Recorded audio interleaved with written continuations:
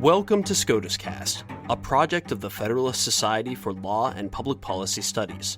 Our contributors join us from around the country to bring you expert commentary on U.S. Supreme Court cases as they are argued and decisions are issued. The Federalist Society takes no position on particular legal or public policy issues. All expressions of opinion are those of the speaker.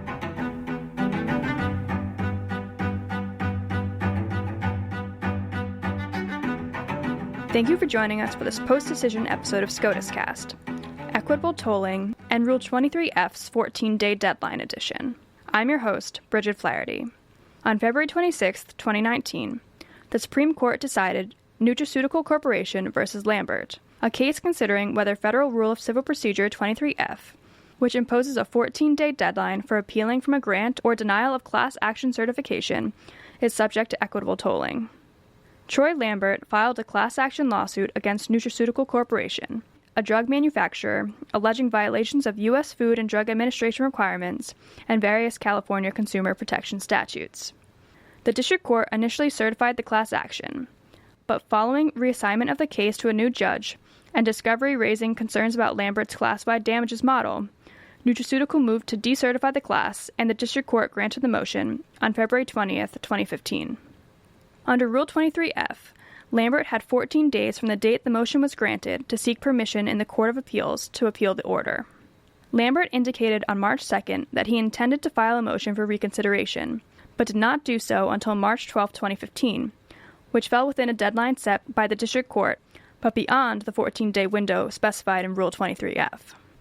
The district court denied Lambert's motion, and only then did he seek permission in the U.S. Court of Appeals for the Ninth Circuit to appeal the class decertification. Nutraceutical objected that Lambert's petition was untimely under Rule 23F. The court disagreed, reasoning that Rule 23F was non-jurisdictional, and the deadline could therefore be equitably tolled, given Lambert's general diligence in following the district court's instructions. Reaching the merits, the Ninth Circuit then reversed the decertification order on the grounds that the district court had abused its discretion. Nutraceutical successfully petitioned for certiorari. In an opinion written by Justice Sotomayor, the Supreme Court unanimously reversed the judgment of the Ninth Circuit and remanded the case, holding that Rule 23F is not subject to equitable tolling. And now, to discuss the case, we have Michael Morley, Assistant Professor of Law at Florida State University College of Law.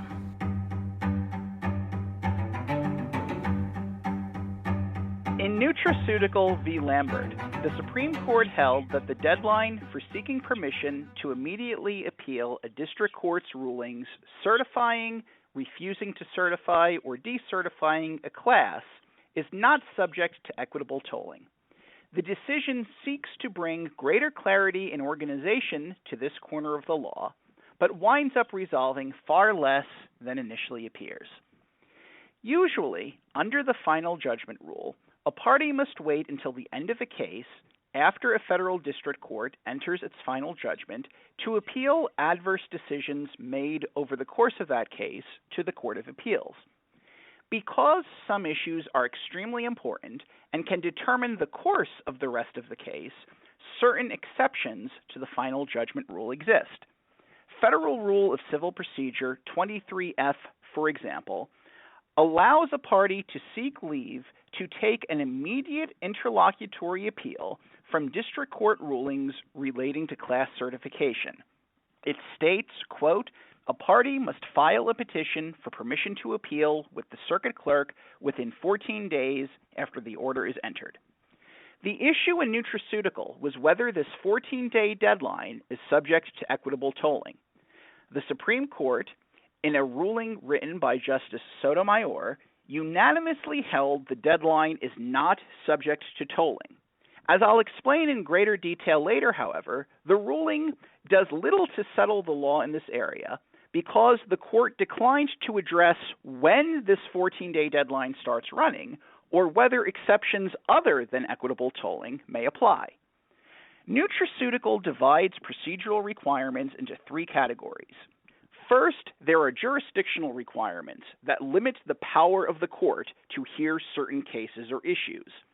Under modern law, to qualify as jurisdictional, a limitation must appear in a statute and Congress must clearly indicate its intent that the restriction be treated as a jurisdictional requirement. Courts must apply jurisdictional limits in all cases. They are not subject to equitable tolling or other judicially created exceptions. Moreover, jurisdictional limits may not be waived or forfeited. A court must consider jurisdictional issues sua sponte, even if the litigants themselves do not raise them. The Nutraceutical Court properly concluded that because Rule 23F's deadline neither appeared in a federal statute nor referenced a court's jurisdiction, it does not qualify as a jurisdictional limitation. Nutraceutical is the latest in a string of cases in which the court attempts to rein in the tendency of earlier courts to use the term jurisdiction loosely and imprecisely. Second, at the other extreme, a rule might be a claims processing rule, which a court is presumptively free to extend, modify, suspend, or enlarge. Nutraceutical appears to suggest that most procedural rules, by default, are claims processing rules subject to equitable tolling. Finally, Nutraceutical held that certain rules qualify as mandatory claims processing rules. A mandatory claims processing rule, like any other claims processing rule, may be waived or forfeited if a party fails to raise the issue.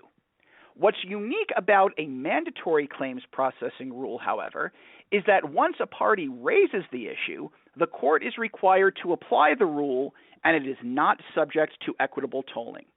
To determine whether a provision falls into this third category of mandatory claims processing rules, the court considers whether its text, quote, leaves room for flexibility.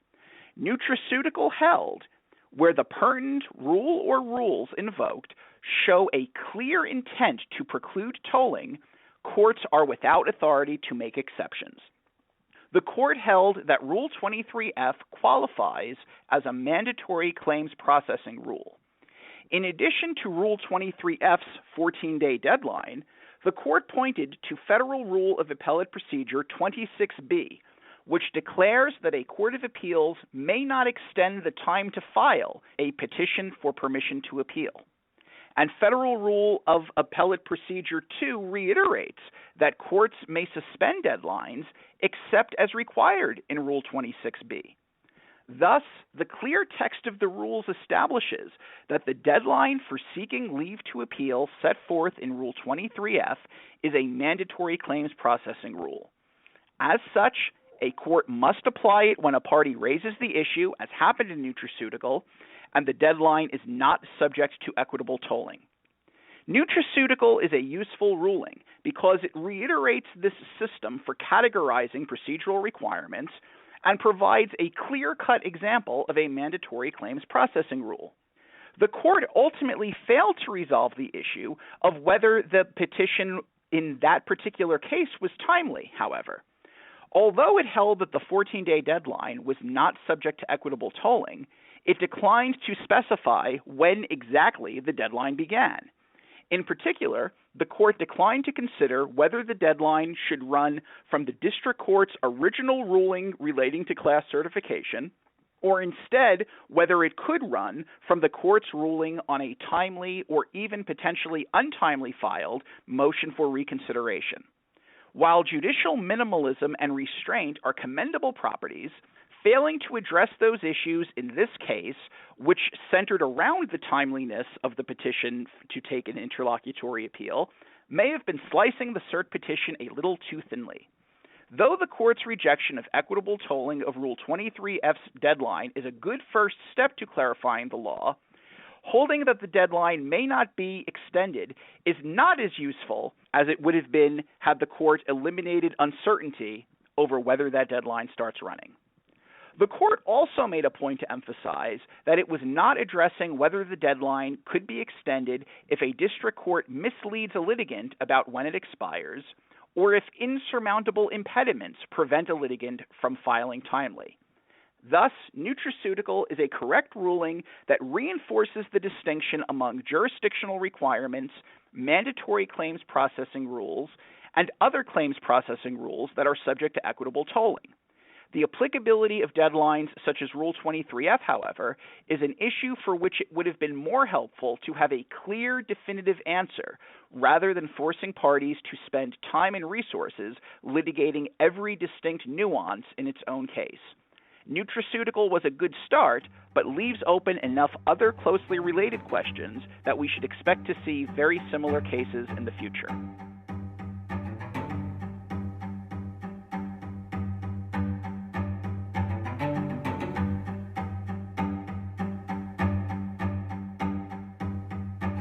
Thank you for listening to this episode of SCOTUScast.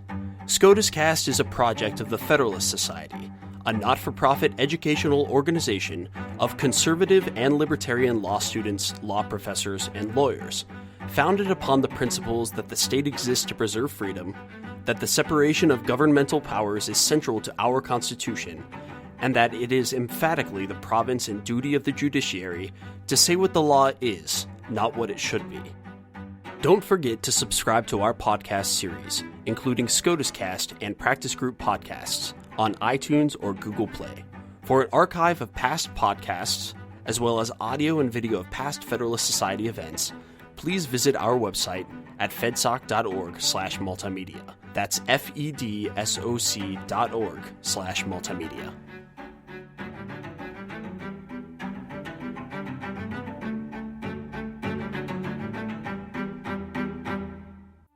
This has been a FedSoc audio production.